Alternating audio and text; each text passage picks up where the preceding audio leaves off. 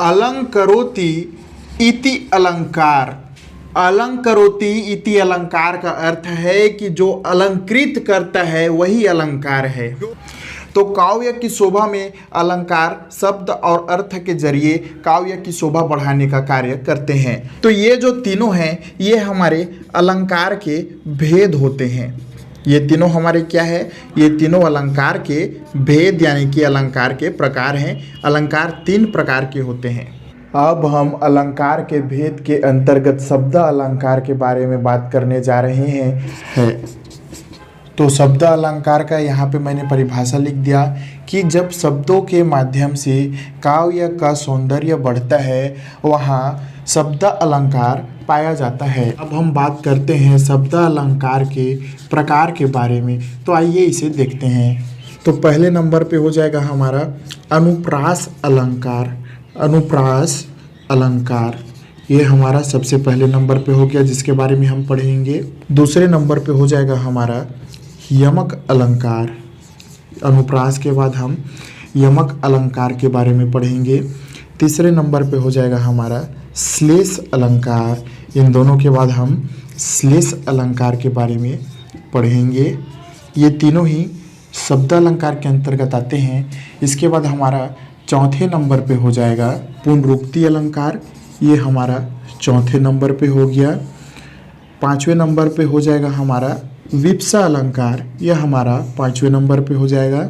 और 6वें नंबर पे होगा हमारा वक्रोक्ति अलंकार। ये जो है हमारा 6वें नंबर पे हो जाएगा। तो जो शब्द अलंकार होता है यह शब्दों से मिलकर के बना होता है और जो शब्द होते हैं यह अक्षरों से मिलकर बना होता है। तो शब्द अलंकार के 6 प्रमुख प्रकार मैंने यहाँ लिख दिया है। इन सब के बारे में हम डिटेल के साथ चर्चा करेंगे। अब हम अलंकार के भेद के अंतर्गत अर्थ अलंकार के बारे में बात करने जा रहे हैं। तो आइए हम जानते हैं कि अर्थ अलंकार क्या होते हैं और इन्हें कैसे पहचान सकते हैं। अर्थ अलंकार का संधि विच्छेद करेंगे तो होगा अर्थ और अलंकार। अर्थ किसका अर्थ? शब्दों की अर्थ। और अलंकार का शाब्दिक अर्थ होता है सौंदर्य। तो इसकी परिभाषा क्या बन जाएगा हमारा?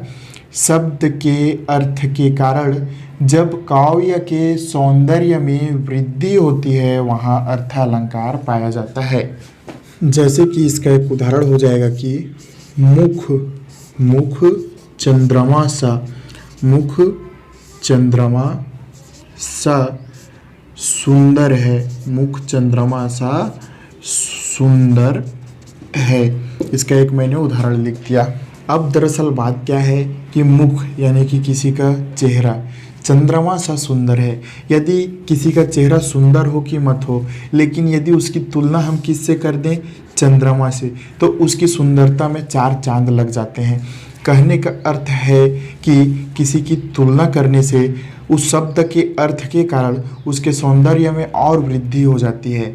यानी कि यही हमारा परिभाषा भी है। शब्द के अर्थ के कारण जब काव्य के सौंदर्य में और अधिक वृद्धि हो जाती है वहाँ अर्थ अलंकार पाया जाता है।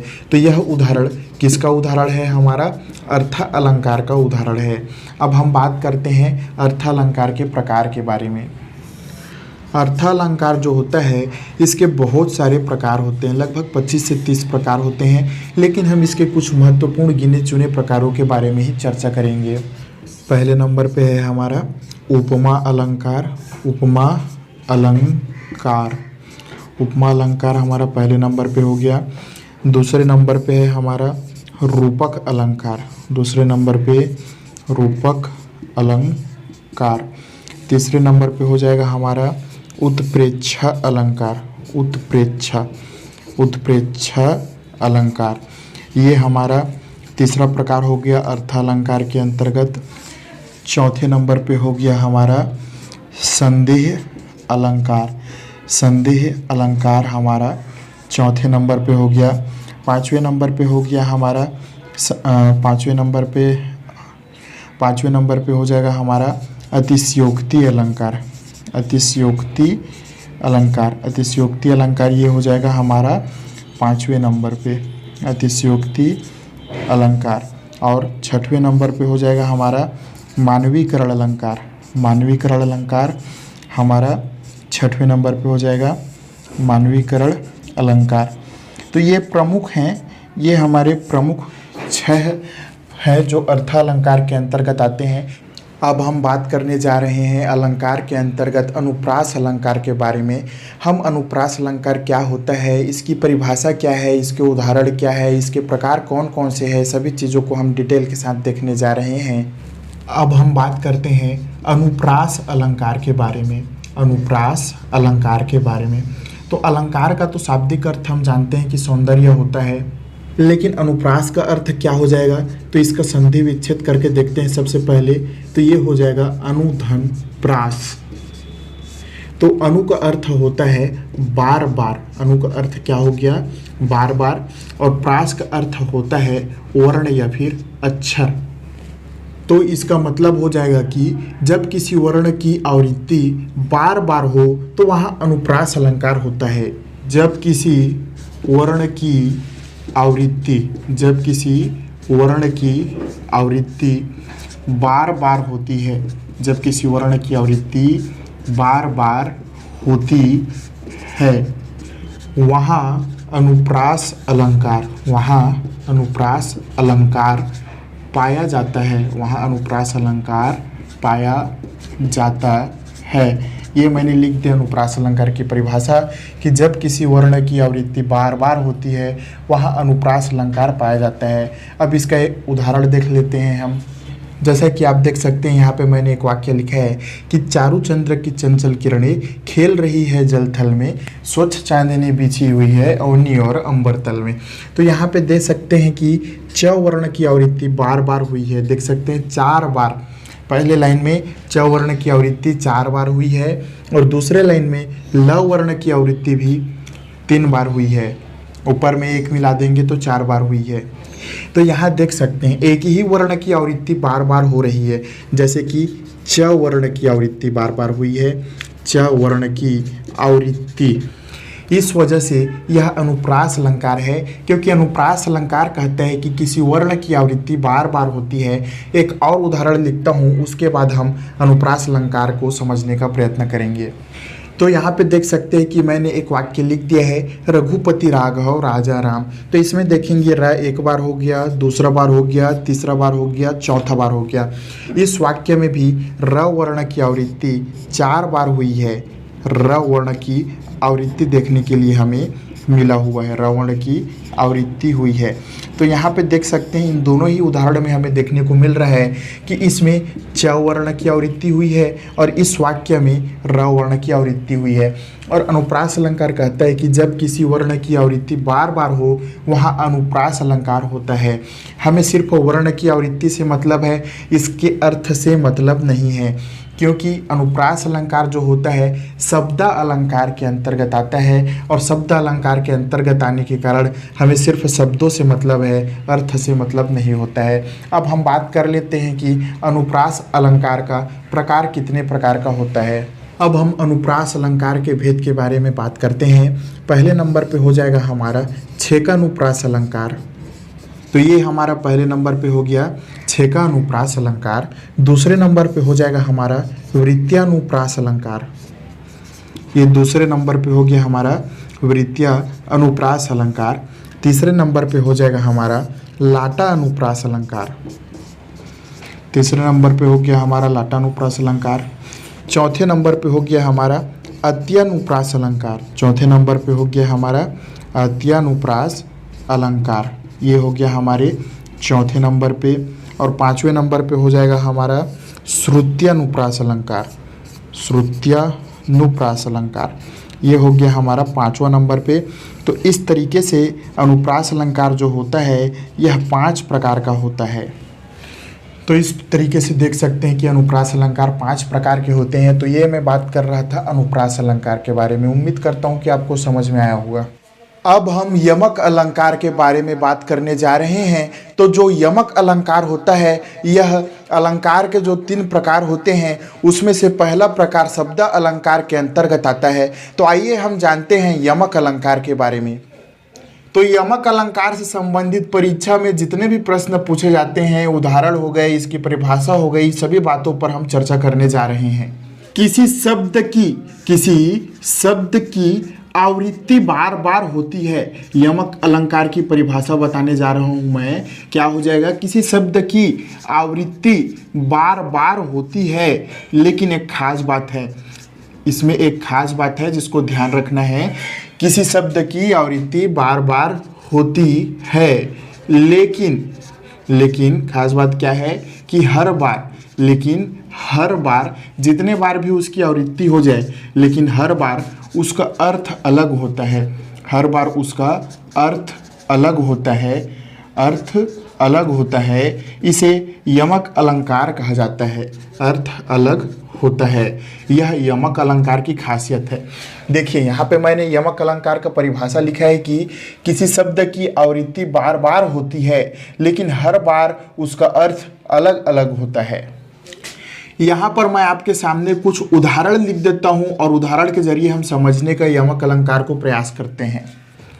जैसे एक उदाहरण लिख देता हूँ मैं कि यहाँ पे मैं उदाहरण लिख रहा हूँ, इसके जरिए हम समझेंगे कि काली घटा का घमंड घटा। काली घटा का घमंड घटा। इस वाक्य में हम ध्यान देंगे तो पाएंगे कि घटा शब्द 2 बार आया है, लेकिन दोनों ही बार घटा शब्द का अर्थ अलग होगा। यही हमारा यमक अलंकार का परिभाषा भी कहता है कि किसी शब्द की आवृत्ति बार बार होती है। देख सकते हैं 2 बार हुआ है, लेकिन हर बार उसका अर्थ अलग होता है। तो अब इसमें अर्थ देखने का कोशिश करते हैं। जैसे कि कोई काली घटा है, तो यहाँ पे जो पहला वाला घटा है, इसका तात्पर्य इस घटा के रंग से है कि काली घटा है। उसके बाद काली घटा का घमंड घटा, दूसरा वाला घटा का तात्पर्य घटने यानी कि कम होने से है। यहाँ पर घटा शब्द का प्रयोग 2 बार अलग अलग अर्थों के लिए किया गया है। इस वजह से इस वाक्य में यमक अलंकार की छटा दिखती है। एक और उदाहरण लिखता हूँ, उसके जरिए भी हम यमक अलंकार को समझने का प्रयास करते हैं।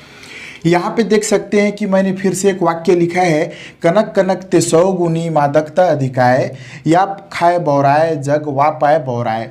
अब इस वाक्य का हम अर्थ देखते हैं और समझने की कोशिश करते हैं कि यह यमक अलंकार कैसे होगा। तो यहाँ देख सकते हैं कि कनक शब्द का 2 बार प्रयोग हुआ है। एक बार यहाँ पे कनक शब्द है और एक बार यहाँ पे कनक शब्द है। तो कह रहे हैं कनक कनक ते 100 गुनी मादकता अधिकाय, या खाए बौराए जग वा पाए बौराए। अब इसका अर्थ समझते हैं। तो देखिए यहाँ पे जो कनक है, एक कनक का अर्थ है सोना यानी कि गोल्ड से, और दूसरा कनक का अर्थ है धतूरा यानी कि एक प्रकार का पागल कर देने वाला थोड़ा सा जहरीला पदार्थ होता है, फल होता है एक। तो यहाँ पे कहा क्या जा रहा है कि कनक कनक ते 100 गुनी, चाहे सोना वाला कनक मिले या फिर धतूरा वाला कनक मिले, इसे पाने से आदमी 100 गुना क्या हो जाता है, इसको खाने से बौराए यानी कि पागल हो जाता है। बौराए यानी कि क्या हो जाता है, पागल हो जाता है। यदि कनक यानी कि धतूरा वाला कनक को वह खा देता है तो वह पागल हो जाएगा। वा पाए बौराए, या फिर सोना उसको मिल जाता है, कहीं पे उसको 2 किलो सोना मिल गया तो उसको पाने से भी वह बौराए यानी कि पागल ही हो जाएगा। तो यहाँ पे देख सकते हैं कि बौराए शब्द भी 2 बार आया है और कनक शब्द भी 2 बार आया है ना। तो यहाँ पे बौराए का अर्थ सेम है, जिस वजह से यह जो बौराए है यह यमक अलंकार में नहीं आएगा। लेकिन कनक को देखिए, कनक का अर्थ अलग है। एक बार कनक का अर्थ सोना के लिए है और एक बार कनक का अर्थ धतूरा के लिए है। इसलिए जो कनक शब्द है यह यमक अलंकार के अंतर्गत आ जाएगा। तो यमक अलंकार में क्या हो जाएगा, कहा जा रहा है कि सोना मिल जाने से वह पागल हो जाता है या फिर धतूरा खा लेने से भी वह पागल हो जाता है। उम्मीद करता हूँ कि आपको यमक अलंकार समझ में आया होगा। अब हम श्लेष अलंकार के बारे में बात करने जा रहे हैं। श्लेष अलंकार शब्द अलंकार के अंतर्गत आता है। हम जानेंगे कि श्लेष अलंकार का नियम क्या होता है, इसका अर्थ क्या होता है, इसके अंतर्गत कौन सा उदाहरण आता है। मैं आपको उदाहरण को बारीकी से समझाते हुए श्लेष अलंकार को अच्छे तरीके से समझाऊंगा। तो आइए जानते हैं इसके बारे में। तो अब हम देखने जा रहे हैं श्लेष अलंकार के बारे में। श्लेष का सामान्य अर्थ होता है चिपकना। श्लेष का अर्थ होता है चिपकना। तो श्लेष का अर्थ चिपकना क्यों होता है, आइए हम इसका परिभाषा देखते हैं और समझने का प्रयत्न करते हैं।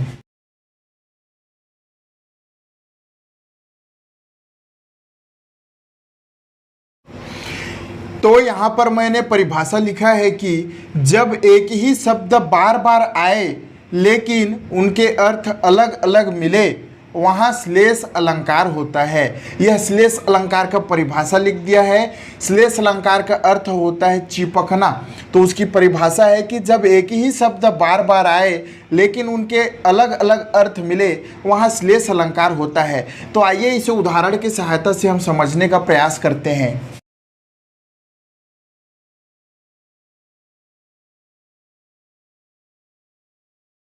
तो आप यहाँ पे देख सकते हैं कि मैंने रहीमदास जी का एक दोहा लिखा है, रहीमन पानी राखिए बिन पानी सब सून, पानी गए न उबरे मोती मानुष चुन। तो इसका अर्थ आप समझने का प्रयास कीजिए। रहीमदास जी कहते हैं कि पानी रखना चाहिए, क्योंकि बिना पानी के हमें कुछ भी नहीं मिलने वाला। पानी ही हमें सब कुछ दिला सकता है। तो रहीमदास जी यहाँ पे बार बार पानी का जिक्र कर रहे हैं कि पानी को रखिए, बिना पानी के हमें कुछ नहीं मिलने वाला। पानी ही हमें किसी भी समस्या से उबार सकती है। तो रहीमदास जी यह कह किसके रहे हैं? तो रहीमदास जी कह रहे हैं मोती के लिए, मनुष्य के लिए और चून के लिए। यहाँ पे चून का दो अर्थ होता है। चून का एक अर्थ आटा होता है, तो इसका दूसरा अर्थ कुछ विद्वानों ने चूना भी मान लिया है। तो देखते हैं और हम समझते हैं कि रहीमदास जी क्या कह रहे हैं। सबसे पहले हम देखते हैं मोती के लिए। मोती मतलब मोती में क्या महत्वपूर्ण है? मोती में महत्वपूर्ण है चमक। मोती में पानी रखिए, यानी कि मोती में चमक होना चाहिए। बिन पानी सब सून, यानी कि मोती में यदि चमक नहीं होगा तो वह कुछ काम का नहीं है। पानी गए न उबरे, यानी कि यदि मोती में चमक नहीं है तो उस मोती को कोई लेने वाला नहीं है। इसी प्रकार से मनुष्य के लिए पानी का अर्थ है इज्जत से।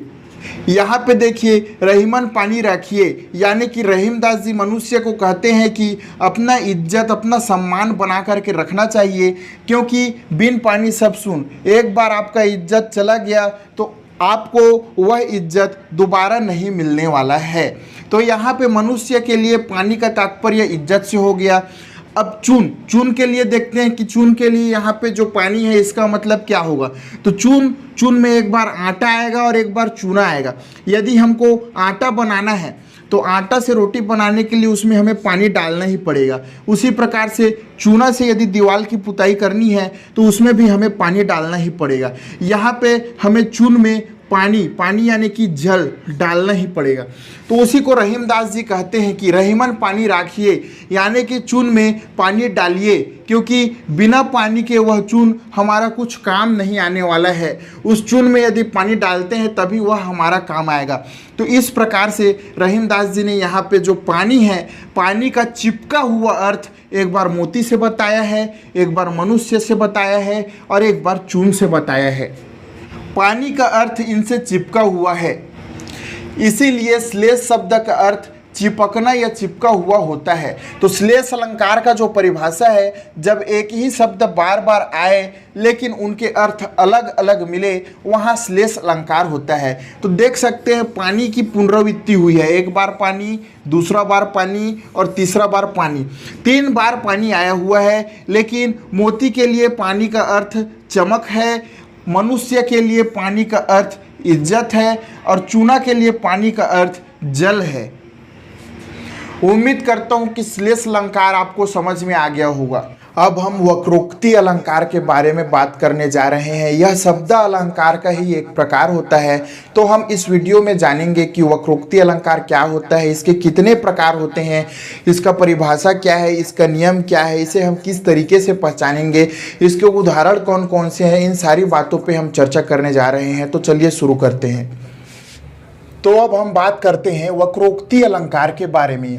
तो जो वक्रोक्ति अलंकार होता है यह 2 शब्दों से मिलकर बना है, वक्र और उक्ति। वक्र और उक्ति इस तरीके से 2 शब्दों से मिलकर बना है।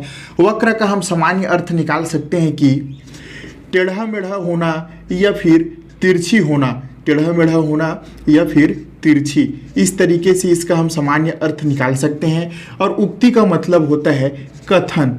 उक्ति का तात्पर्य हम लगा सकते हैं कथन से, और वक्र का टेढ़ा मेढ़ा या तिरछा कहा गया शब्द।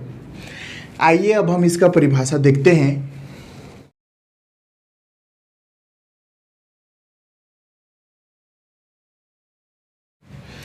देखिए यहाँ पे मैंने वक्रोक्ति अलंकार का परिभाषा लिख दिया है कि वक्ता द्वारा कहे गए शब्द के अर्थ को समझे बिना श्रोता उस शब्द का अन्य अर्थ कल्पित अर्थ लगाए तो वहाँ वक्रोक्ति अलंकार पाया जाता है। वक्ता यानी कि बोलने वाला, जो बोल रहा है जैसे कि मैं, और श्रोता यानी कि सुनने वाला जैसे कि आप लोग। तो वक्ता द्वारा कहे गए शब्द के अर्थ को, जैसे मैं कोई भी शब्द कह देता हूँ, जैसे कि मैंने कह दिया अपर पंछी, तो यहाँ पे देखेंगे कि अपर शब्द में अ उपसर्ग है ना, उसको हटा देंगे तो यहाँ पे पर शब्द बचता है। तो अपर पंछी, इसका आप एक अर्थ निकाल लो। मान के चलते हैं कि इसका आपने अर्थ निकाला है कि अपर मतलब हो गया, पर में अ लगा है तो बिना पर यानी कि बिना पंख वाला पक्षी, ये आपने इसका अर्थ निकाल लिया। ठीक है, तो वक्ता द्वारा कहे गए शब्द के अर्थ को समझे बिना, तो मैं कहना क्या चाह रहा हूँ उसको समझे बिना आपने इसका अर्थ निकाल लिया कि अपर यानी कि बिना पर बिना पंख वाला पंछी। श्रोता उस शब्द का अन्य अर्थ कल्पित अर्थ लगा ले। मेरा कहने का अर्थ यह नहीं था, लेकिन आपने ऐसा लगा लिया, ऐसा मान के चलते हैं। तो मेरा कहने का क्या मतलब था, तो आइए अभी मैंने जो उदाहरण बताया था उसी उदाहरण के माध्यम से इसे समझने का प्रयास करते हैं। जैसे कि दो लोग हैं, एक है ए और एक है बी। ए और बी के अलावा तीसरा व्यक्ति हूँ मैं, और मेरे पास है मान के चलो एक कबूतर है। ए और बी दोनों मेरे हाथ में कबूतर देख करके बात कर रहे थे। कुछ समय बाद देखते हैं कि मेरे पास कबूतर नहीं है। तब ए बी से पूछता है कि अपर कहाँ है। ए बी से पूछता है कि अपर कहाँ है। तब बी कहता है वह तो सपर था। ए कहता है कि अपर कहाँ है, तब बी कहता है कि वह तो सपर था। तो बी जो था उसने अपर का मतलब समझ लिया। क्या समझा बी ने अपर का मतलब, कि अपर मतलब बिना पंख वाला कबूतर, ऐसा समझा बी ने। इसलिए वह बोल दिया सपर यानी कि पंख सहित कबूतर था। लेकिन ए पूछना क्या चाह रहा था, अपर यानी कि दूसरा। ए का कहने का मतलब था कि दूसरा कबूतर कहाँ है। पहला कबूतर तो ठीक है देखे थे उड़ गया, लेकिन दूसरा कहाँ है, ए ऐसा पूछ रहा है बी से। लेकिन बी क्या जवाब दे रहा है, वह तो सपर था। ए पूछ कुछ और रहा है, बी जवाब कुछ और दे रहा है। यानी कि दोनों का भावार्थ दोनों को ही समझ में नहीं आ रहा है। तो इस तरीके से जहाँ पे बात हो कि इसका कहने का मतलब ये ना समझे, इसका कहने का मतलब ये ना समझे, तो वहाँ पे वक्रोक्ति अलंकार पाया जाता है। जैसे कि लॉकडाउन में कहीं पर गाड़ियों की चेकिंग चल रही है, एक आदमी अपने बाइक से आता है और वह बोलता है कि मुझे जाने दो। तब उसे पुलिस वाले रोक लेते हैं। तब वह आदमी बोलता है कि आपका साहब मेरे पहचान का है, उससे आप लिखवा के ले आओ। तो उसका साहब एक कागज़ में नोट कुछ लिख करके देता है। जब वो लोग देखते हैं तो उसमें लिखा हुआ होता है कि इस तरीके से नोट में लिखा हुआ होता है। अब दोनों ही उसे देखते हैं और दोनों ही अपने मन में अलग अलग सोचने लगते हैं। जो बाइक में आदमी था, जो वहाँ से गुजर जाना चाहता था, वह समझता है कि इसमें लिखा है रोको मत जाने दो, यानी कि उसे रोको मत जाने दो। और जो पुलिस वाला था वह समझता है कि रोको मत जाने दो। और इस बात पे दोनों पे विवाद होने लगता है, सिर्फ इस कॉमा के कारण। कॉमा नहीं था, इस तरीके से वाक्य लिखा था और दोनों ही अपने अपने बातों पे अड़े रहे। तो इस तरीके से जहाँ पे मतभेद उत्पन्न हो जाए शब्दों के कारण, वहाँ पे वक्रोक्ति अलंकार पाया जाता है। वक्रोक्ति अलंकार जो होते हैं ये दो प्रकार के होते हैं। देखते हैं कि कौन कौन से इसके दो प्रकार हैं, दोनों का नाम देखते हैं। वक्रोक्ति अलंकार के पहले प्रकार के अंतर्गत आता है श्लेष वक्रोक्ति अलंकार। श्लेष वक्रोक्ति अलंकार, यह इसका पहला प्रकार होता है। अब हम बात करते हैं वक्रोक्ति अलंकार के दूसरे प्रकार के बारे में। तो जो दूसरा प्रकार होता है वह होता है काकू वक्रोक्ति अलंकार। तो इस तरीके से वक्रोक्ति अलंकार जो होते हैं ये दो प्रकार के पाए जाते हैं। इन प्रकारों के बारे में उतना डिटेल से नहीं जानना है क्योंकि इनके बारे में नहीं पूछा जाता है। आप सिर्फ परिभाषा याद रखिए, उसके बाद आप समझ जाएंगे कि यहाँ पे वक्रोक्ति अलंकार है कि नहीं। यानी कि वक्ता द्वारा कहे गए शब्द के अर्थ को समझे बिना श्रोता उस शब्द का अन्य अर्थ या कोई भी कल्पित अर्थ लगा ले जो है ही नहीं, मान ले, वहाँ वक्रोक्ति अलंकार पाया जाता है।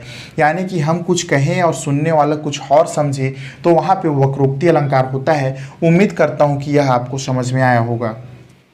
अब हम पुनरुक्ति अलंकार के बारे में बात करने जा रहे हैं। तो पुनरुक्ति अलंकार जो होता है यह शब्द अलंकार के अंतर्गत आता है। हम पुनरुक्ति अलंकार की परिभाषा, उदाहरण और यह किस प्रकार से यमक अलंकार से भिन्न होता है, इन सभी बातों पर चर्चा करने जा रहे हैं। तो आइए देखते हैं इसे।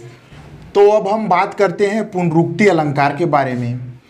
तो पुनरुक्ति अलंकार में जो पुनरुक्ति शब्द है यह दो शब्दों से मिलकर बना हुआ है। वह शब्द कौन कौन से हैं? पुनः, पुनः है एक शब्द, और दूसरा शब्द है हमारा उक्ति, पुनः और उक्ति। इस प्रकार से दो शब्दों से मिलकर के पुनरुक्ति अलंकार का शब्द निर्माण हुआ है। पुनः का अर्थ होता है बार बार या फिर लगातार। पुनः का अर्थ क्या हो गया? बार बार या फिर लगातार। और उक्ति का अर्थ होता है अर्थात किसी शब्द को बार बार दोहराना। यह हो गया पुनरुक्ति का अर्थ। अब इसका हम परिभाषा लिख लेते हैं।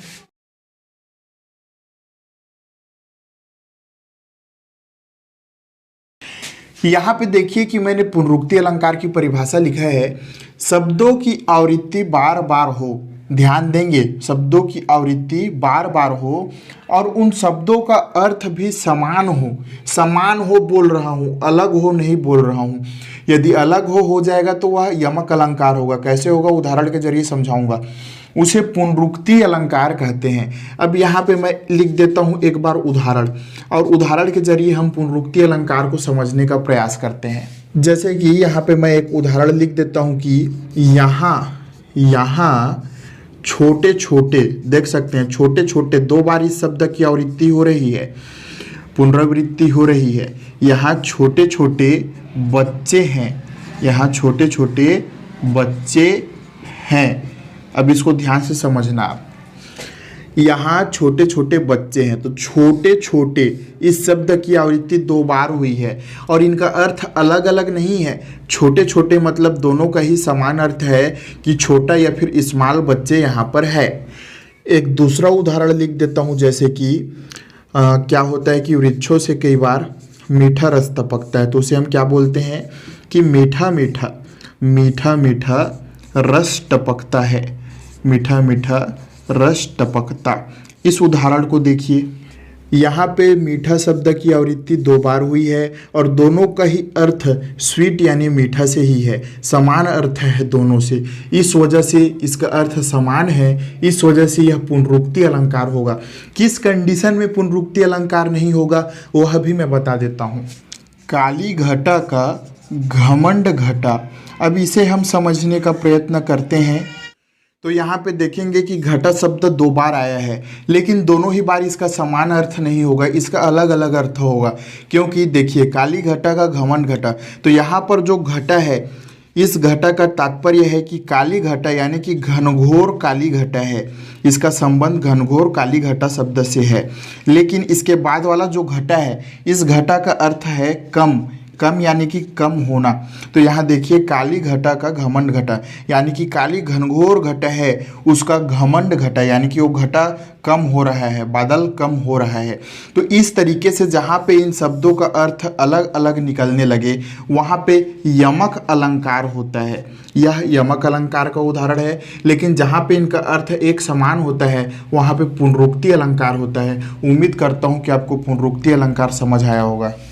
आइए अब हम अलंकार के अंतर्गत विवक्षा अलंकार के बारे में बात करते हैं। तो जो अलंकार के अंतर्गत शब्द अलंकार होता है उसी के अंतर्गत ही यह विवक्षा अलंकार होता है। तो मैं आपको विवक्षा अलंकार का उदाहरण, परिभाषा, नियम और परीक्षा में इससे किस प्रकार से प्रश्न पूछे जाते हैं इन बातों के बारे में बताने जा रहा हूँ। तो आइए देखते हैं। हम बात करने जा रहे हैं विवक्षा अलंकार के बारे में, और विवक्षा अलंकार को ही पुनरुक्ति प्रकाश अलंकार भी कहा जाता है। अब यहाँ पे मैं इसका परिभाषा लिख देता हूँ, उसके बाद हम इसको समझेंगे।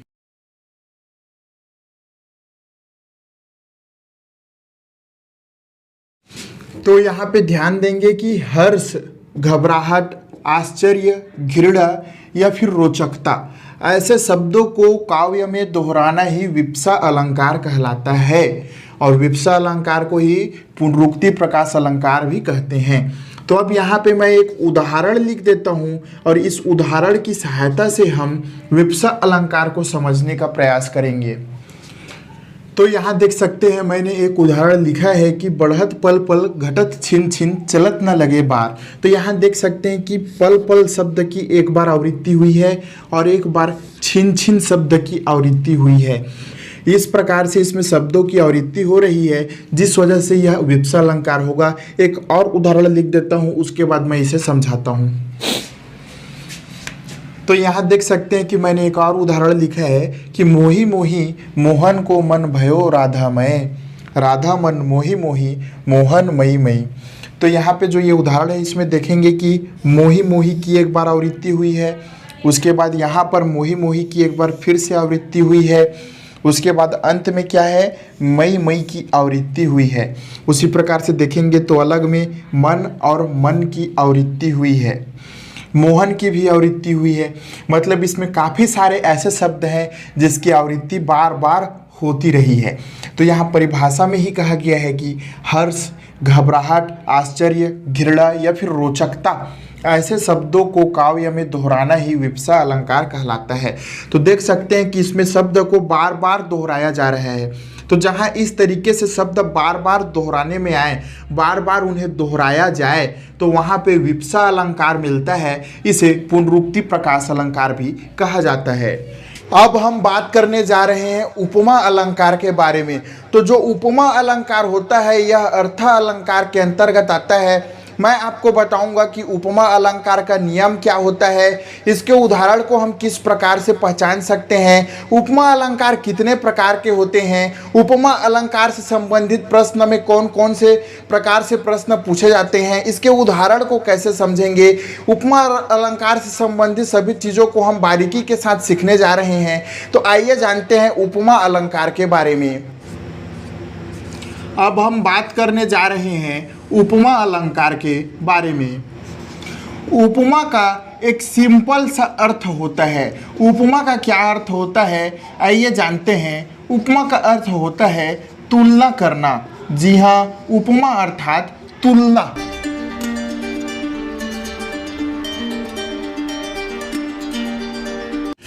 आप यहाँ पे देख सकते हैं कि मैंने उपमा अलंकार का परिभाषा लिख दिया है कि जब किसी व्यक्ति या वस्तु की तुलना किसी अन्य व्यक्ति या वस्तु से की जाए तो वहाँ उपमा अलंकार होता है। यह मैंने उपमा अलंकार की परिभाषा लिखा है। आइए उदाहरण के माध्यम से हम इसे समझने का प्रयास करते हैं। अब हम बात करते हैं उपमा अलंकार के अंग और उपमा अलंकार के प्रकार के बारे में। तो उपमा के जो अंग होते हैं, उपमा अलंकार के अंग, ये 4 प्रकार के होते हैं और उपमा अलंकार के जो प्रकार होते हैं ये 2 प्रकार के होते हैं। तो सबसे पहले हम उपमा अलंकार के अंग के बारे में बात करते हैं। तो इसके 4 अंग में हो जाएगा। पहले नंबर पे है हमारा उपमेय, दूसरे नंबर पे है हमारा उपमान, तीसरे नंबर पे है हमारे पास वाचक शब्द, चौथे नंबर पे हो जाएगा हमारे पास साधारण शब्द। साधारण शब्द को साधारण धर्म भी कह दिया जाता है। अब हम उपमा अलंकार के प्रकार के बारे में यदि बात करें तो पहला प्रकार हो जाएगा हमारा पूर्णोपमा अलंकार और दूसरा प्रकार हो जाएगा हमारा लुप्तोपमा अलंकार।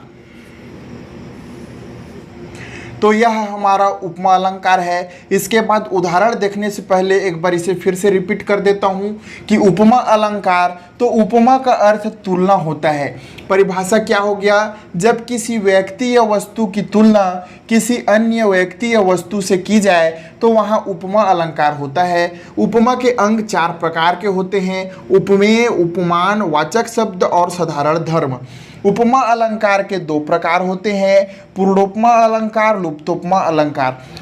जिस प्रकार से छंद के अंग और प्रकार अलग अलग होते हैं उसी प्रकार से उपमा अलंकार में भी अंग और प्रकार अलग अलग होते हैं। उदाहरण के जरिए हम इसके अंग और प्रकार को अच्छे से समझ जाएंगे। यहाँ पे एक उदाहरण लिख देता हूँ और उसके माध्यम से हम समझने का प्रयास करेंगे।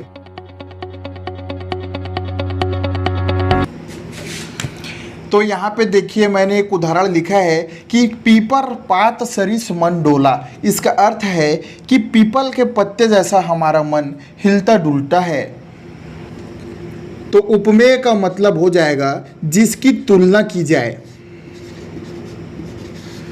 जिसकी तुलना की जाए उसे उपमेय कहते हैं। उपमान का अर्थ होता है जिससे तुलना की जाए, जिससे तुलना की जाए उसे उपमान कहते हैं, जिसकी तुलना की जाए उसे उपमेय कहते हैं। वाचक शब्द के अंतर्गत समानता बताने वाले शब्द आते हैं। अब समानता किस प्रकार के शब्द बताते हैं, जैसे कि सा, सम या फिर जैसे, इस प्रकार से शब्द जो हैं यह वाचक शब्द के अंतर्गत आते हैं। अब साधारण धर्म में क्या आते हैं, साधारण धर्म में वह आते हैं जो उपमेय और उपमान दोनों मिलके एक कॉमन, एक उभय काम करते हैं। मतलब कि उपमेय और उपमान दोनों जो काम करे वह काम ही साधारण धर्म के अंतर्गत आता है। तो उपमेय और उपमान इन दोनों के काम को ही हम क्या कह सकते हैं, साधारण धर्म कह सकते हैं। उपमा के प्रकार थोड़ी देर में बताऊंगा, पहले हम उपमा के अंग को समझ लेते हैं। जैसे कि देखिए उपमेय, उपमान, वाचक शब्द, साधारण धर्म। पीपर पात सरिस मन डोला, यानी कि पीपल के पत्ते जैसा हमारा मन डोलता है। जिसकी तुलना की जाए वह उपमेय है और जिससे तुलना की जाए वह उपमान है। तो इस वाक्य में मन की तुलना पीपल से की जा रही है। किसकी? मन की। तो मन क्या हो गया? मन उपमेय हो गया, क्योंकि जिसकी तुलना उपमेय होता है इसलिए मन उपमेय हो गया। जिससे यानी कि पीपल से, तो जिससे तुलना यानी कि उपमान, पीपल हमारा हो गया उपमान। तो इस वाक्य में देख सकते हैं मन हमारा उपमेय हो गया, पीपल हमारा उपमान हो गया। वाचक शब्द देखिए, पीपर पात सरिस मन डोला, यानी कि पीपल के पत्ते जैसा हमारा मन भी डोलता है। तो यहाँ पे जो पीपर पात है ये दोनों ही हमारा उपमान होगा।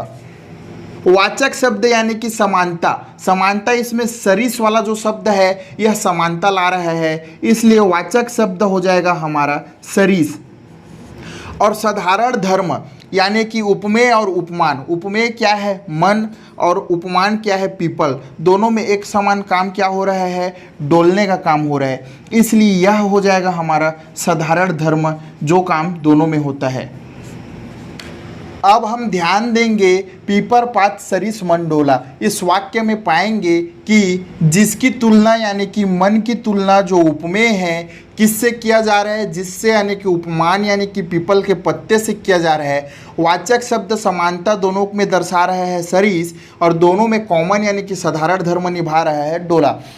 देख सकते हैं इसमें हमें उपमान मिला हुआ है, वाचक शब्द भी मिला हुआ है, उपमेय भी मिला हुआ है और साधारण धर्म भी मिला हुआ है। कहने का मतलब है कि उपमा के अंग के चारों प्रकार मिले हुए हैं। तो जिस भी वाक्य में उपमा के अंग के चारों प्रकार मिलते हैं वह पूर्णोपमा अलंकार कहलाता है।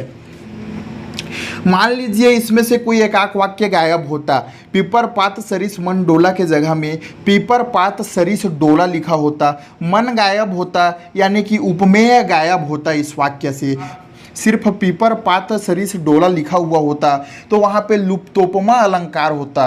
कहने का मतलब है उपमान, वाचक, उपमेय, साधारण धर्म चारों में से यदि कोई भी एक शब्द गायब हो तो वहाँ लुप्तोपमा अलंकार होता है, और चारों यदि विद्यमान हो तो वहाँ पूर्णोपमा अलंकार होता है। एक और उदाहरण से इसे हम समझते हैं। देखिए यहाँ पे मैंने एक वाक्य लिखा है कि मुख चंद्रमा के समान सुंदर है। इसी को ऊपर में लिख देता हूं कि मुख चंद्रमा के समान है।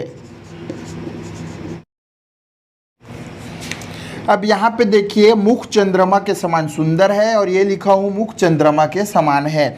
तो इन दोनों वाक्य में देखिए तो खाली सुंदर का अंतर है। इस वाले वाक्य में सुंदर लिखा हूं और इस वाले वाक्य से सुंदर गायब है। अब हम इसमें उपमेय उपमान सबसे पहले देखते हैं। तो उपमेय जिसकी तुलना की जाए, किसकी तुलना की जा रही है? मुख की। तो मुख हमारा क्या हो गया? उपमेय हो गया। इस वाले वाक्य में भी उपमेय हो गया हमारा मुख। जिससे तुलना की जाए उपमान, चंद्रमा से तुलना की जा रही है तो चंद्रमा हो गया हमारा उपमान। यहाँ पे भी हो गया हमारा चंद्रमा उपमान। वाचक शब्द यानी कि समानता वाले शब्द सा, समान, जैसे इस प्रकार से। तो समान देखिए, ये समान वाला जो शब्द है यह हो गया हमारा वाचक शब्द। समान इसमें भी है, यह हो गया हमारा वाचक शब्द।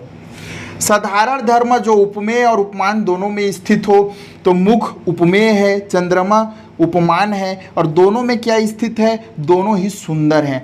तो ये जो सुंदर है यह हो गया हमारा साधारण धर्म। लेकिन इस ऊपर वाले वाक्य में हमारा साधारण धर्म यानी कि सुंदर शब्द उपस्थित नहीं है। अब ध्यान देंगे कि जो ऊपर वाला वाक्य है इसमें हमारा पहला उपमेय है, दूसरा उपमान है और तीसरा वाचक है। लेकिन इस दूसरे वाले शब्द में उपमेय है, उपमान है, वाचक है और साधारण धर्म है। यानी कि उपमा के अंग के चारों प्रकार इस दूसरे वाले वाक्य में मौजूद है, जिस वजह से यह पूर्णोपमा अलंकार का उदाहरण है। यह पूर्णोपमा अलंकार के अंतर्गत आ जाएगा। लेकिन पहले वाले वाक्य में हमारा साधारण धर्म अनुपस्थित है, जिस वजह से यह लुप्तोपमा अलंकार के अंतर्गत आएगा। तो लुप्तोपमा अलंकार और पूर्णोपमा अलंकार जो होते हैं यह उपमा अलंकार के ही प्रकार होते हैं। तो हम बात कर रहे थे उपमा अलंकार के बारे में। उपमा अलंकार का अर्थ होता है तुलना करना। जब किसी व्यक्ति या वस्तु की तुलना किसी अन्य व्यक्ति या वस्तु से की जाए तो वहाँ उपमा अलंकार होता है। उपमा अलंकार के अंग देखते हैं, ये 4 प्रकार के होते हैं। उपमेय, उपमेय यानी कि जिसकी तुलना की जाए। उपमान, उपमान यानी कि जिससे तुलना की जाए। वाचक शब्द यानी कि समानता वाले शब्द, समान, सा, जैसे, इस प्रकार से। साधारण धर्म वाले शब्द यानी कि उपमेय और उपमान दोनों ही मौजूद हो एक ही शब्द में, उसे साधारण धर्म वाले शब्द कहते हैं। उपमा के प्रकार पूर्णोपमा अलंकार और लुप्तोपमा अलंकार, ये 2 प्रकार के होते हैं। यहाँ पे उदाहरण देखिए, मुख चंद्रमा के समान है और मुख चंद्रमा के समान सुंदर है। दोनों में खाली एक ही शब्द का अंतर है, सुंदर का। तो यहाँ पे देखिए, मुख यानी कि मुख की तुलना की जा रही है, जिसकी तुलना की जाए उसे उपमेय कहते हैं। और जिससे यानी कि चंद्रमा से तुलना की जा रही है तो जिससे तुलना की जाए उसे उपमान कहते हैं। और सम, समान, इस तरीके से जो शब्द होते हैं, सम, समान, सा, जैसे, ये वाले शब्द वाचक शब्द कहलाते हैं। और जो शब्द उपमेय और उपमान यानी कि मुख और चंद्रमा दोनों की विशेषता एक ही शब्द में बता दे, जैसे कि सुंदर, मुख भी सुंदर है, चंद्रमा भी सुंदर है, तो वह शब्द हमारा साधारण धर्म कहलाता है। पहले वाले वाक्य में उपमेय उपमान वाचक है लेकिन साधारण धर्म नहीं है, इस वजह से एक शब्द लुप्त है, इस वजह से यह लुप्तोपमा अलंकार है। दूसरे वाले वाक्य में सभी अंग मौजूद हैं, इस वजह से यह पूर्णोपमा अलंकार है। उम्मीद करता हूँ कि आपको उपमा अलंकार समझ आया होगा। अब हम रूपक अलंकार के बारे में बात करने जा रहे हैं। यह अर्थ अलंकार के अंतर्गत आता है। हम बात करेंगे कि रूपक अलंकार के कितने प्रकार होते हैं, इसका नियम क्या क्या है, इसके उदाहरण को हम विस्तार से समझेंगे और जानेंगे कि रूपक अलंकार से किस प्रकार से प्रश्न परीक्षाओं में पूछे जा रहे हैं। रूपक अलंकार को लेकर के हम एक एक नियम बड़े विस्तार के साथ देखने जा रहे हैं। तो आइए हम इसे देखते हैं। तो अब हम बात करने जा रहे हैं रूपक अलंकार के बारे में। रूपक अलंकार से संबंधित जितने भी परेशानियां हैं उसे हम समझने का प्रयास करते हैं। देखिए, यहाँ पे मैंने रूपक अलंकार का परिभाषा लिखा है कि जब उपमेय और उपमान में अभिन्नता दर्शाई जाए तो वहाँ रूपक अलंकार होता है।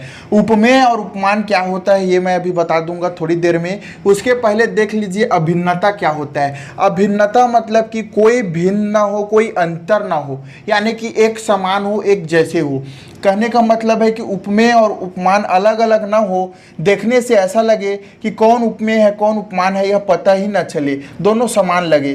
तो उपमेय और उपमान में अभिन्नता हो, दोनों समान लगे, कोई अंतर पता ना चले, वहाँ रूपक अलंकार होता है। तो आइए हम देखते हैं कि उपमेय और उपमान क्या है। देखिए, उपमेय मतलब जिसकी तुलना की जाए और उपमान मतलब जिससे तुलना की जाए। एक उदाहरण लिख देता हूं, उससे आप और अच्छे तरीके से समझ जाएंगे। मैंने लिखा है कि मोहन तो शेर जैसा खूंखार है। तो जिसकी तुलना की जाए, किसकी तुलना? मोहन की तुलना। तो मोहन हो गया उपमेय। जिससे तुलना की जाए, किससे तुलना? शेर से। तो शेर हो गया हमारा उपमान। जैसा हो गया वाचक शब्द और खूंखार कॉमन है, इसलिए हो जाएगा साधारण धर्म। इनके बारे में अभी नहीं जानेंगे। तो खाली उपमेय और उपमान देखिए, यहाँ तो पता चल रहा है कि मोहन जो है शेर जैसा खूंखार है, यानी कि मोहन की तुलना शेर से किया जा रहा है। उपमेय क्या है? जिसकी तुलना की जाए, यानी कि मोहन। उपमान क्या है? जिससे तुलना की जाए, यानी कि शेर। तो उपमेय और उपमान हमें पता चल रहा है, इसलिए यह हमारा रूपक अलंकार का उदाहरण नहीं होगा। यह रूपक अलंकार का उदाहरण नहीं है, क्योंकि इसमें उपमेय और उपमान हमें पता चल रहा है। तो रूपक अलंकार का उदाहरण कौन होगा? जिसमें हमें उपमेय और उपमान पता ना चले, वह रूपक अलंकार का उदाहरण होगा। जैसे कि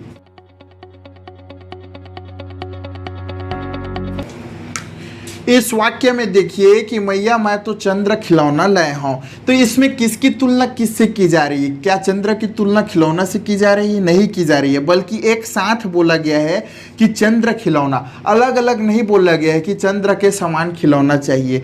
उसने कहा है चंद्र खिलौना। मैया मैं तो चंद्र खिलौना लाए हूं, अर्थात उसने यह नहीं कहा है कि उसे चंद्र के समान खिलौना चाहिए, बल्कि उसने सीधा सीधा कह दिया है कि उसे चंद्र खिलौना ही चाहिए। तो इसमें हम नहीं बता सकते कि किसकी तुलना किससे की जा रही है, कौन उपमेय है कौन उपमान है। इस वजह से यह उदाहरण रूपक अलंकार का उदाहरण होगा। रूपक अलंकार का उदाहरण पहचानने की एक खासियत है कि इसमें योजक चिन्ह आता है। हमेशा आएगा यह नहीं कह सकता, लेकिन अधिकतर योजक चिन्ह आता है। जब भी योजक चिन्ह वाला कोई वाक्य मिले और उसमें उपमेय और उपमान में अभिन्नता दिखाई दे, यानी कि कोई अंतर ही न पता चले, तो वहाँ पे रूपक अलंकार पाया जाता है। आइए एक और उदाहरण देखते हैं। अब यहाँ पे देखिए, पायो जी मैंने राम रतन धन पायो।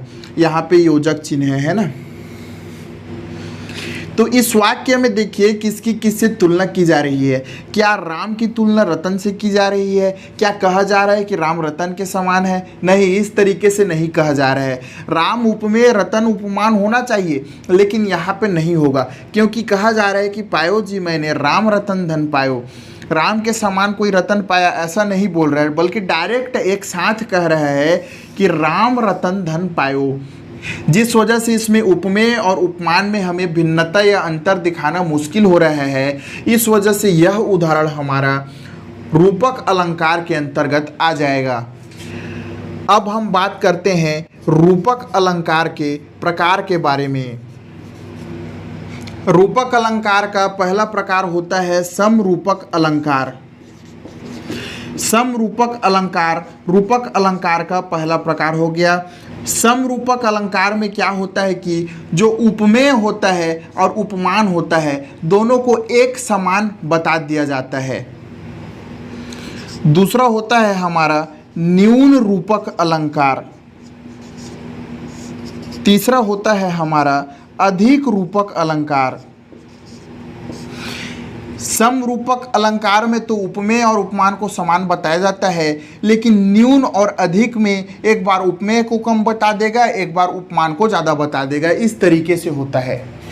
तो इसके प्रकारों के बारे में हमें उतना अधिक डिटेल से नहीं जानना है। सबसे पहले देखिए कि रूपक अलंकार क्या है।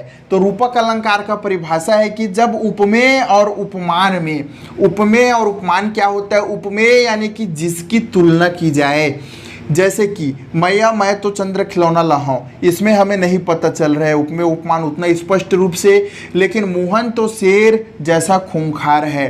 तो मोहन और शेर को ध्यान देंगे, मोहन उपमेय है, शेर उपमान है, क्योंकि मोहन की तुलना शेर से किया जा रहा है। जिसकी तुलना की जाए और जिससे तुलना की जाए, यानी कि मोहन और शेर हमारा उपमेय और उपमान हो गया। तो जब उपमेय और उपमान यानी कि यही मोहन और शेर की बात कहा जा रहा है, जब उपमेय और उपमान में अभिन्नता दर्शाई जाए, यानी कि दोनों में अंतर पता ना चले, यहाँ पे अंतर पता चल रहा है, इसलिए यह वाला वाक्य हमारा रूपक अलंकार का उदाहरण नहीं है। लेकिन चंद्र खिलौना में देखो, राम रतन में देखो, इसमें उतना स्पष्ट अंतर पता नहीं चल रहा है, जिस वजह से ये दोनों वाक्य हमारे रूपक अलंकार के उदाहरण हैं। तो जो रूपक अलंकार होता है इसके 3 प्रकार होते हैं, सम रूपक अलंकार, न्यून रूपक अलंकार और अधिक रूपक अलंकार। प्रकार के बारे में हमें उतना डिटेल से नहीं जानना है। यहाँ पे देखिए, जैसे एक उदाहरण, मैया मैं तो चंद्र खिलौना लाए हूँ, तो इसमें चंद्र के समान नहीं बोला जा रहा है, सीधा बोल दिया गया है कि उसे चंद्र खिलौना ही चाहिए। वैसे ही पायो जी मैंने राम रतन धन पायो, तो इसमें राम के समान कोई रतन पाया नहीं कहा जा रहा है, सीधा कहा जा रहा है कि राम रतन ही उसे मिल गया है। उम्मीद करता हूं कि रूपक अलंकार आपको समझ में आया होगा। अब हम अतिशयोक्ति अलंकार के बारे में बात करने जा रहे हैं। जो अतिशयोक्ति अलंकार होता है यह अर्थ अलंकार के अंतर्गत आता है। अतिशयोक्ति अलंकार किसे कहते हैं? तो ऐसी बातें जो मुमकिन हो ना फिर भी उसे कर दिया जाता है, उन्हें अतिशयोक्ति अलंकार कहा जाता है। अतिशयोक्ति अलंकार को लेकर के परीक्षा में किस प्रकार से प्रश्न पूछे जाते हैं, इसके उदाहरण क्या है, इन सभी बातों पर हम चर्चा करने जा रहे हैं। तो आइए जानते हैं हम अतिशयोक्ति अलंकार के बारे में। अब हम बात करने जा रहे हैं अतिशयोक्ति अलंकार के बारे में। तो आइए सबसे पहले हम इसका परिभाषा देख लेते हैं।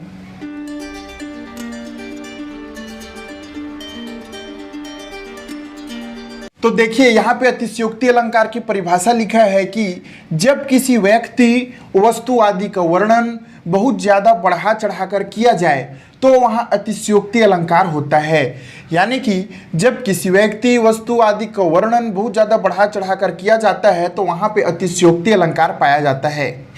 इस अलंकार में ऐसे ऐसे नामुमकिन तथ्य बताए जाते हैं जिसे आम इंसान को करना असंभव होता है।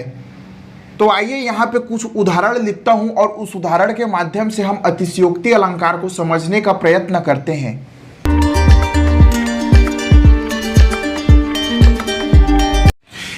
देखिए, जैसे कि यहाँ पे एक उदाहरण लिखा हुआ है कि हनुमान की पूंछ में लगन न पाई आग, लंका शीघ्र जल गई, गए निशाचर भाग। अब इसका अर्थ क्या है कि हनुमान जी जब लंका में गए थे तो राक्षस उन्हें पकड़ लेते हैं और हनुमान जी की पूंछ को आग लगाने की सजा दी जाती है।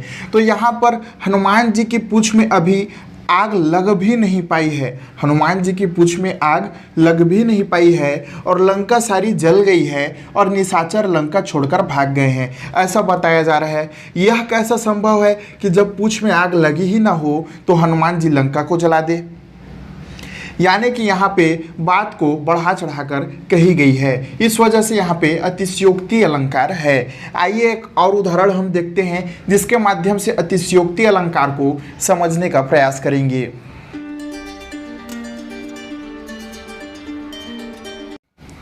देखिए इस उदाहरण को, इसमें लिखा है कि आगे नदियाँ पड़ी अपार, घोड़ा कैसे उतरे पार, राणा ने सोचा इस पार, तब तक चेतक था उस पार। इसमें देखिए राणा से जिक्र है महाराणा प्रताप जी का और चेतक से जिक्र है महाराणा प्रताप जी के घोड़े का।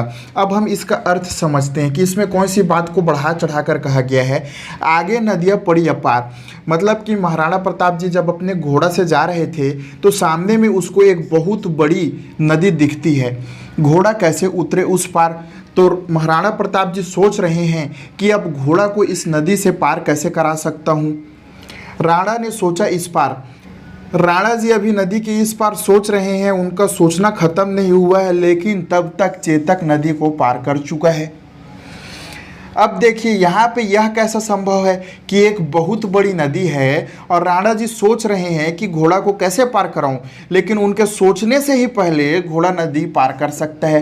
क्या यह पॉसिबल है? नहीं, यह पॉसिबल नहीं है। यहाँ पर भी बात को बढ़ा चढ़ाकर कहा गया है। तो जब बातों को बढ़ा चढ़ाकर कही जाती है, यानी कि ऐसा नामुमकिन बात होता है जिसे संभव दिखाने का प्रयास किया जाता है, वहाँ पे अतिशयोक्ति अलंकार पाया जाता है। उम्मीद करता हूँ कि अतिशयोक्ति अलंकार आपको समझ में आया होगा। यदि इससे संबंधित कोई परेशानी है तो नीचे कमेंट बॉक्स में आप कमेंट करके हमसे प्रश्न पूछ सकते हैं। अब हम बात करते हैं भ्रांतिमान अलंकार के बारे में। तो भ्रांतिमान अलंकार जो होता है वह अर्थ अलंकार के अंतर्गत आता है। इस वीडियो में हम भ्रांतिमान अलंकार और संदेह अलंकार में क्या अंतर होता है इस बारे में बात करेंगे। साथ ही साथ हम भ्रांतिमान अलंकार का उदाहरण देखेंगे और संदेह अलंकार का भी उदाहरण देखेंगे, और यह जानेंगे कि परीक्षा में यदि पूछा जाता है कि भ्रांतिमान अलंकार और संदेह अलंकार में क्या अंतर है, या फिर भ्रांतिमान अलंकार क्या होता है, संदेह अलंकार क्या होता है, तब आप उसे बड़ी आसानी से बना सकते हैं। तो आइए हम बात करते हैं भ्रांतिमान अलंकार के बारे में। तो अब हम बात करने जा रहे हैं भ्रांतिमान अलंकार के बारे में।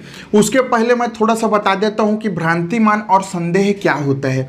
तो भ्रांतिमान अलंकार बना है भ्रांति से। भ्रांति का मतलब होता है गलत फहमी।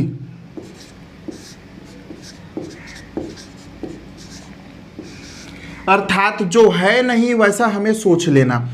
और संदेह का क्या मतलब होता है?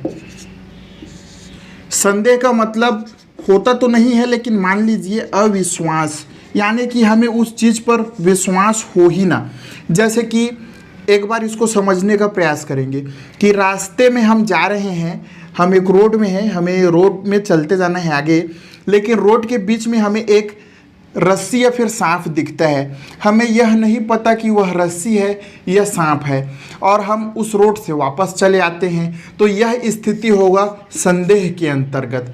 यह स्थिति क्या होगा? संदेह के अंतर्गत। हमें नहीं पता है यह सांप है या फिर रस्सी है, सांप है या रस्सी है, यह हमें पता नहीं है। हम अविश्वास में ही हैं और हम उस रोड से वापस आ जाते हैं। लेकिन इसी में क्या होगा, यदि हम उसे सांप समझ ले, क्या समझ ले? सांप समझ ले। अब हम एकदम स्पष्ट हैं मन में कि हो सकता है वह सांप है, लेकिन वास्तव में क्या रहता है? रस्सी। तो यहाँ पे हमसे हो गया गलत फहमी। तो यही गलत फहमी होता है भ्रांति। यानी कि था रस्सी, समझ लिया हमने सांप, या फिर वह था सांप और समझ लिया हमने रस्सी। मतलब हो ना हो हम कुछ और समझ ले, वहाँ पर भ्रांति होता है, और जहाँ पर हम कुछ समझे ही ना वहाँ पर संदेह होता है। तो यह अंतर होता है संदेह और भ्रांति में। आइए हम भ्रांतिमान अलंकार की परिभाषा देखते हैं।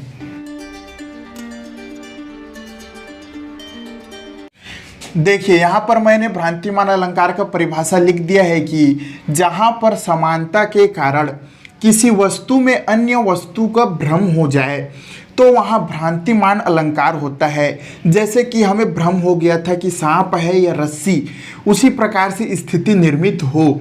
रस्सी हो और हमें सांप लग जाए, सांप हो और हम उसे रस्सी समझकर पकड़ ले, तो वहाँ पर भ्रांतिमान अलंकार होता है। आइए अब हम उदाहरण की सहायता से भ्रांतिमान अलंकार को समझने का प्रयत्न करते हैं।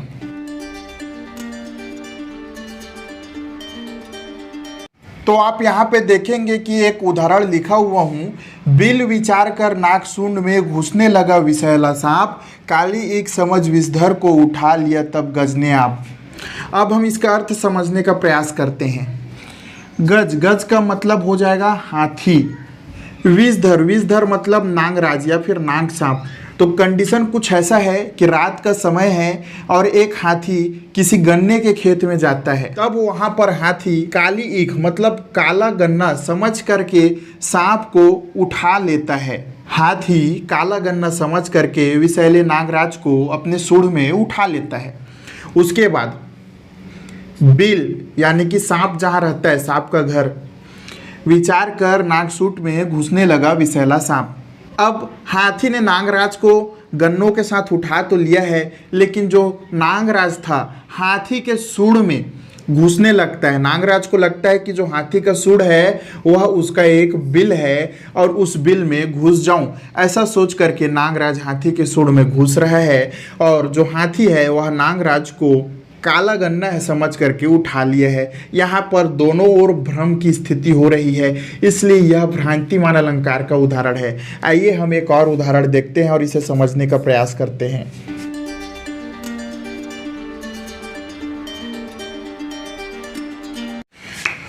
तो इस उदाहरण को देखिए। फिरत घरन नूतन पथिक चले चकित चित भागी, फूलियो देख प्लास वन समूहे समूझी दवागी। अब हम इसका अर्थ समझने का प्रयास करते हैं। पथिक यानी कि राहगीर, रास्ता चलने वाला। चकित यानी कि आश्चर्य। भागी यानी भागना। फूलियो यानी फूल। पलास यानी कि पलास एक वृक्ष होता है जिसमें मनमोहक लाल रंग के फूल खिले हुए होते हैं। जो लोग गांव में रहते हैं वह आसानी से समझ जाएंगे।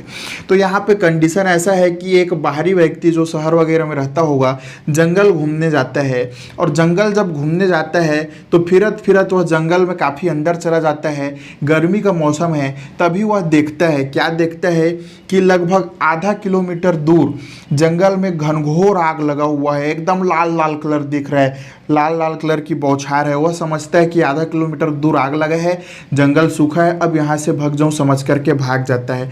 लेकिन वास्तव में कंडीशन क्या थी कि वह तो पलास का फूल था। जो आधा किलोमीटर दूर लाल लाल दिखाई दे रहा था वह पलास का फूल था। उस आदमी को ऐसा लगता है कि इस जंगल में आग लग गया है और वह जंगल से भाग जाता है। यानी कि यहाँ पर उसे भ्रम की स्थिति उत्पन्न हो जाती है। लेकिन ऐसी भ्रम की स्थिति उत्पन्न हो वहाँ पे भ्रांतिमान अलंकार पाया जाता है। भ्रांतिमान अलंकार का परिभाषा ही कहता है कि जहाँ पर समानता के कारण किसी वस्तु में अन्य वस्तु का भ्रम हो जाए, भ्रम, इस चीज़ को ध्यान रखेंगे, भ्रम हो जाए, वहाँ भ्रांतिमान अलंकार होता है। उदाहरण यहाँ पे दो मैंने उदाहरण बता दिया।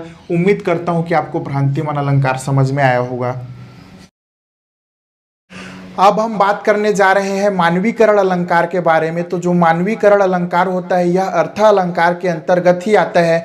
हम बात करेंगे कि मानवीकरण अलंकार की परिभाषा क्या होती है, इसका नियम क्या होता है, इसे हम किस तरीके से पहचान सकते हैं, इसकी कविताएं क्या है, इसके उदाहरण कौन कौन से हैं, इन सभी बातों के बारे में हम जानने जा रहे हैं। तो आइए हम जानते हैं कि मानवीकरण अलंकार होता क्या है। तो अब हम बात करते हैं मानवीकरण अलंकार के बारे में और जानने का प्रयास करते हैं कि मानवीकरण अलंकार होता क्या है। तो आइए सबसे पहले मैं आपको बता दूं, इसका नाम को समझने का प्रयास कीजिएगा कि नाम में लिखा हुआ है मानवीकरण। क्या लिखा हुआ है नाम में?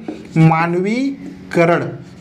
नाम में लिखा हुआ है मानवीकरण। मानवी और करण दो शब्दों से मिलकर ये बना हुआ है ना। तो यानी कि मानव का रूप दे दिया जाए, मानव यानी कि मनुष्य का रूप दे दिया जाए। कोई भी निर्जीव वस्तु की तुलना मानव से कर दिया जाए, या फिर कोई भी निर्जीव वस्तु को मानव के रूप के समान मान लिया जाए। यानी कि जहाँ पर मानव की तुलना की जाती है, मनुष्यों की तुलना की जाती है, वहाँ पर मानवीकरण अलंकार पाया जाता है। मानवीकरण अलंकार को पहचानने का सबसे आसान तरीका है कि यदि मनुष्य से तुलना किया गया है किसी निर्जीव वस्तु का, या फिर किसी निर्जीव वस्तु को मनुष्य के समान बताया गया है, तो वहाँ पे मानवीकरण अलंकार पाया जाता है। आइए अब हम मानवीकरण अलंकार की परिभाषा देखते हैं।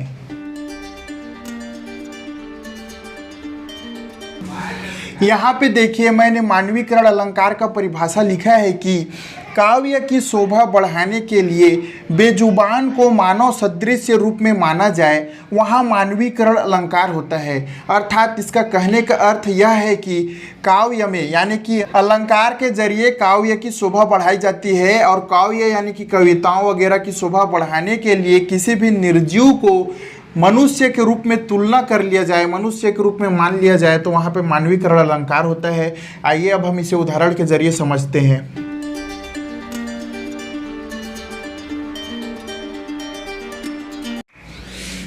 जैसे कि इस काव्य में देखिए कि दिवस अवसान का समय, मेघ आसमान से उतर रही है, वह संध्या सुंदरी परी सी धीरे धीरे धीरे। कहने का अर्थ यह है कि दिवस अवसान यानी कि दिन ढल रहा है, अर्थात शाम का समय है। मेघ आसमान से उतर रही है, बादलों से उतर रही है, वह संध्या सुंदरी परी सी। मतलब कि एक परी शाम के समय बादलों से उतर रही है धीरे धीरे धीरे, अर्थात दिन से रात होने की क्रिया हो चली है, अभी शाम का समय है। यहाँ पर संध्या काल की तुलना यानी कि जब सूरज ढलता है उस समय की तुलना एक सुंदरी परी से किया गया है, यानी कि इस संध्या काल को मानवीकरण कर दिया गया है, संध्या काल की तुलना मानव से कर दिया गया है, इस वजह से यहाँ पे मानवीकरण अलंकार होगा। एक और उदाहरण देखते हैं और इसे समझने का प्रयास करते हैं। यहाँ पे एक उदाहरण देखिए, इस उदाहरण में है कि मेघ आए बड़े बन ठन के संवर के। इस उदाहरण को आप समझते हैं। मेघ यानी कि बादल, आए मतलब आते हैं, बन ठन के संवर के यानी कि सज करके श्रृंगार करके बादल आते हैं। तो क्या ऐसा हो सकता है कि जो बादल है वह मेकअप करके श्रृंगार करके आएंगे? ऐसा नहीं हो सकता। लेकिन यहाँ पे बादलों का मानवीकरण कर दिया गया है, यानी कि बादलों का तुलना मनुष्य से कर दिया गया है, जिस वजह से इस वाक्य में मानवीकरण अलंकार होगा। क्योंकि इस वाक्य की सुंदरता बढ़ाने के लिए इसमें मानवीकरण का प्रयोग किया गया है, बादलों का सजना संवरना बताया गया है।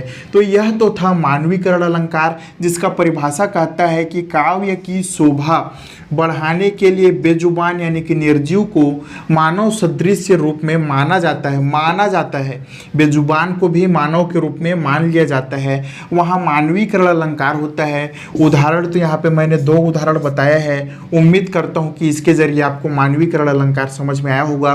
फिर भी यदि इससे संबंधित कोई परेशानी होगा तो नीचे कमेंट करो, वहाँ पे मैं आपको इसके बारे में आपके मन में जो भी डाउट होंगे उन्हें ज़रूर बताऊँगा।